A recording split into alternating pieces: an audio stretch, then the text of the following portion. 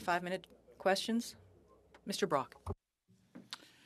Thank you, Mr. Chair, and good evening, and thank you to both mayors for your attendance today and your participation in this important study.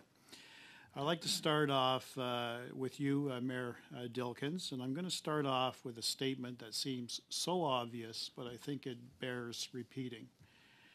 As an elected official, as you are, as an elected official as I am, you represent the people who supported you and voted for you in the same fashion as those who did not.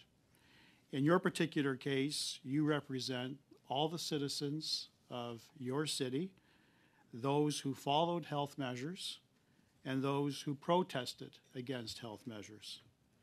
And while you may not personally agree with their positions, those who protested, nevertheless, you respected their minority opinions. You did not demonize those individuals. You did not stigmatize those individuals. You didn't call them names. You didn't call them racists, misogynists, and the type of language that any elected official should be saying to those who you don't agree with. Unlike our Prime Minister used that very divisive language. You stayed away specifically from that language, and you didn't pour fuel onto the flame. Would you agree with that statement? Well, I would say that it was a very difficult situation, and you know, if I went back and reviewed 54 or 55 interviews that I conducted in the course of 6 days, you know, would there be language changes I would make? Probably, but the temperature was already hot on the ground. This was unlike, I've lived in Windsor my entire life. But you didn't make it hotter. I attempted to stay away, not to make it any hotter, and to try and find solutions to actually overcome a very difficult situation in Windsor. Right, and notwithstanding, and you didn't mention this in your summary, notwithstanding the personal threats against you personally, perhaps your family, suspicious vehicles parked outside of your house, those were isolated incidents, and you didn't use that as a springboard, again, to demonize those who were protesting in your city, correct? That's true. Right. And I'd like to, with the time that I have remaining, is to actually congratulate you with your leadership, because I think it represented, in my view, a gold standard on how to effectively coordinate all the partners responsible for the successful ending of this protest. You immediately knew about this event coming. You knew that the slow roll was happening in your city for a number of days.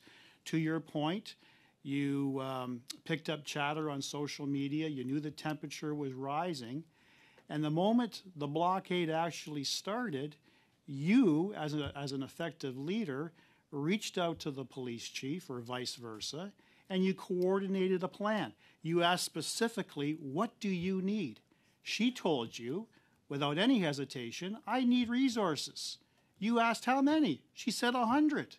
You immediately went into a political dialogue with all of your contacts. That probably includes the province, that includes the federal government. You've identified those individuals. I need not repeat that. But through that effective dialogue, you received assurances immediately that whatever Windsor needed, you would get. And in fact, within a few days, you didn't get 100 additional officers. You got 500 additional officers, correct? That is correct. Right. And furthermore, the Ministry of Transportation provided you with all the necessary infrastructure. I think they're called jersey markers or jersey pylons. Jersey barriers, 6 kilometers of jersey barriers immediately dispatched by the Ministry of Transportation, correct? Yeah, that took a lot of effort because they didn't exist locally, and police, OPP, and others had made a determination that that was the appropriate response in order to get the roadway leading to the Ambassador Bridge open and to maintain security. At the time I have, and I don't have a lot of time, but I will get a second round, I want to jump to the conclusion. The conclusion I want you to agree with me, hopefully, is that You, with your partners, with effective dialogue, with the police liaising directly with the protesters, not overtly increasing the temperature, you completely remove this protest without resource to anything within the Federal Emergencies Act, correct? Le temps est écoulé. Your time is up, Mr. Brock, but Mr. Dilkens might have a 5-second response. The blockade was, the folks were removed before the Emergency Act was invoked, but something needed to be done to send a signal so that they didn't return, and that was the biggest fear that we had on our mind at the time, was a return. Merci, Monsieur Dilkens. Thank you.